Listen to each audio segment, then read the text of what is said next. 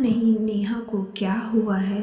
इन दिनों वह बेहद तनावग्रस्त रहने लगी है। कभी किसी बात को सीधी तरीके से लेती ही नहीं। उसकी तबीयत का ख्याल कर मयंक डॉक्टर के पास लेकर आया। डॉक्टर ने सभी जरूरी ब्लड सैंपल कराने की सलाह दी।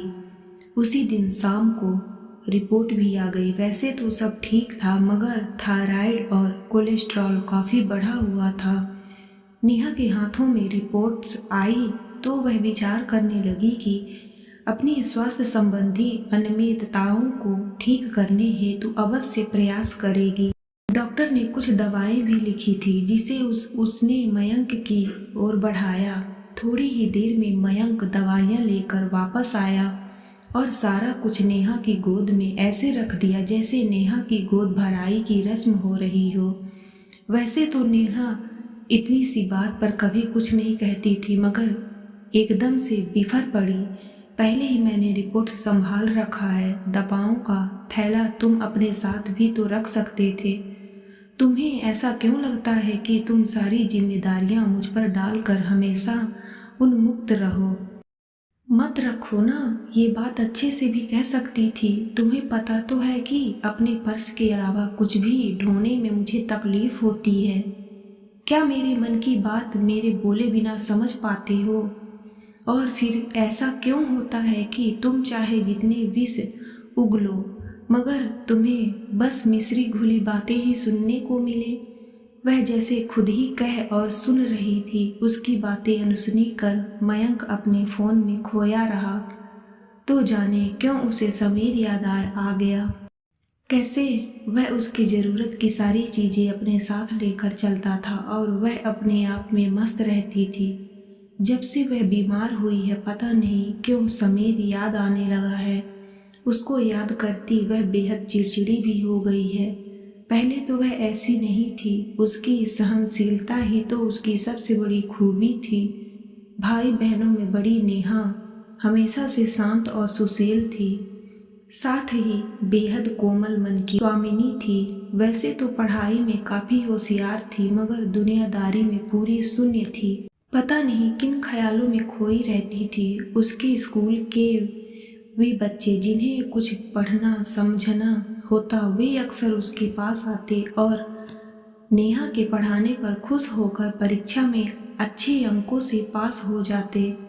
दरअसल नेहा को यही खुशी देता। अपनी पढ़ाई लिखाई करना और अपने आसपास के सभी लोगों की मदद करना उसका पसंदीदा काम होता। गर्ल्स कॉलेज से ग्रेजुएशन पूरी कर वह एमए करने विश्वविद्यालय आ गई तो उसकी लोकप्रियता हद से ज़्यादा बढ़ने लगी। इस बात से माता पिता चिंतित हो गए। 90 के दशक में बिटिया का मिस फ्रेशर बनना, उसके पीछे लोगों की बढ़ती रुचि अच्छी बात थोड़े ही समझी जाती थी। सहपाठियों के साथ उसका व्यवहार सामान्य ही रहता, मगर जाने क्यों उसे समीर अच्छा लगने लगा था। समीर सचमुच ठंडी हवा का झोंका था। उसका संपूर्ण व्यक्तित्व ही बहुत भला सा था, हमेशा जैसे किसी धुन में रहता था। नेहा ने उसके चेहरे पर सदा ही मुस्कान खेलता देखा था। जब अर्थशास्त्र विभाग पिकनिक के लिए गई तब भी समीर उसकी सीट के पीछे ही बैठा था। दोनों की नजरें मिली तो वह भी हंस पड़ी। हाँ, ये पहली बार था जब समीर की मुस्कान ने उसे अंदर तक गुदगुदा दिया था। कैसा लड़का है, हर वक्त हंसता ही रहता है, कभी उदास नहीं देखा। हाँ, सचमुच दुनिया की कड़ी धूप में ठंडी बयर सा वह जैसे सकारात्मकता का प्रतिरूप था। उस रोज जब पिकनिक पर उसकी तबीयत खराब हुई थी तो सबसे पहले भागकर दवा की दुकान में ग्लूकॉन-डी लाकर पिलाने वाला वही तो था। शाम होते होते उसकी तबीयत ठीक भी हो गई थी। पापा जब बस स्टॉप पर आए और नेहा घर लौटने लगी तो समीर ने उसे पीछे से आवाज दी थी। समीर के हाथ में दवाओं का थैला देखकर पापा से ना रहा गया था। वह सीधे पूछ बैठे, क्या तुम बहुत बीमार रहते हो जो इतनी सारी दवाएं साथ लेकर चलते हो? जी नहीं अंकल, ये दवाएं तो नेहा की हैं, रात में ज़रूरत पड़ सकती है इसलिए उसे दे रहा हूँ। पापा की ये शब्द सुनकर भी समीर ने बिल्कुल बुरा नहीं माना, बल्कि दवाएं थमाकर चुपचाप चला गया।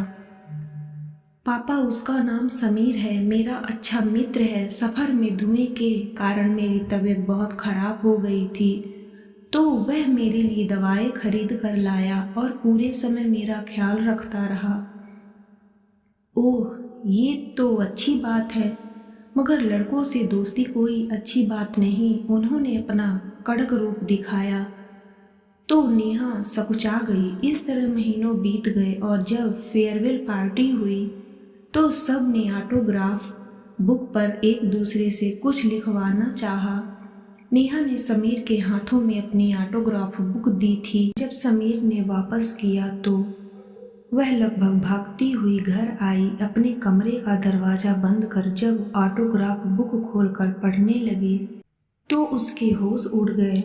पहले पन्ने पर लिखा था, मेरी जीवन संगिनी कैसी होगी। दूसरे पर उसने वे सारे गुण होने चाहिए जो तुम में हैं, और तीसरे पन्ने पर क्यों ना वह तुम ही बनो। उसने उन पंक्तियों को कई बार पढ़ डाला। मन बल्लियों उछल रहा था। समझ में नहीं आ रहा था कि वह क्या करे। ऐसा ना था कि उसे समीर की चाहत का भान ना था। उसके भल मन साहत से भली भांति वाकिफ थी, मगर अब सब कुछ आंखों के सामने लिखित था। उसने एक तरफ से विवाह का प्रस्ताव दे डाला था। नेहा के पास इन बातों का कोई जवाब नहीं था। हालांकि वह स्वयं भी उसे पसंद करती थी तो इनकार का प्रश्न ही नहीं उठता था, मगर 90 के दशक में लड़कियों में स्वयं निर्णय लेने की क्षमता भी कहाँ होती थी। मन ही मन सोच विचार करने लगी थी उसे क्या करना चाहिए। बस टॉपर तो वह था ही, साथ ही सजाती भी था। उसका परिवार भी बहुत अच्छा था।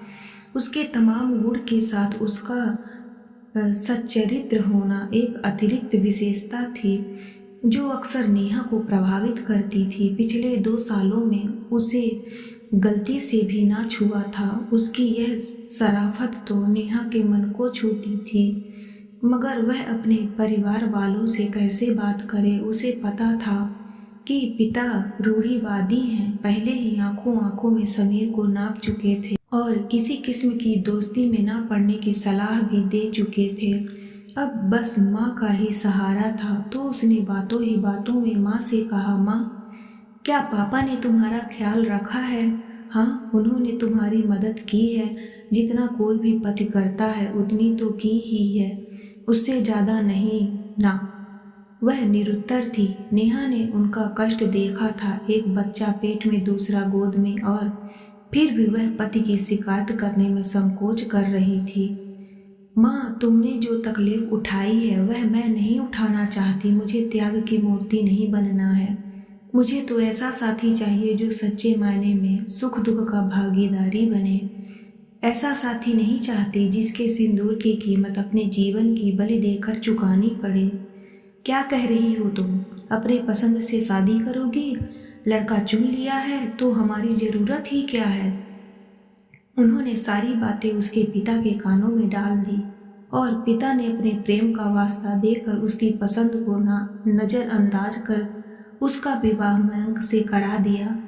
ऐसा नहीं था कि ध्यान रखते हुए निर्णय लिया जाए, मगर वही हुआ जो अक्सर इन मामलों में होता था। जब तक समीर अपने पैरों पर खड़ा होता, उन्होंने जोर जबरदस्ती कर मयंक के साथ उसका विवाह निपटा दिया।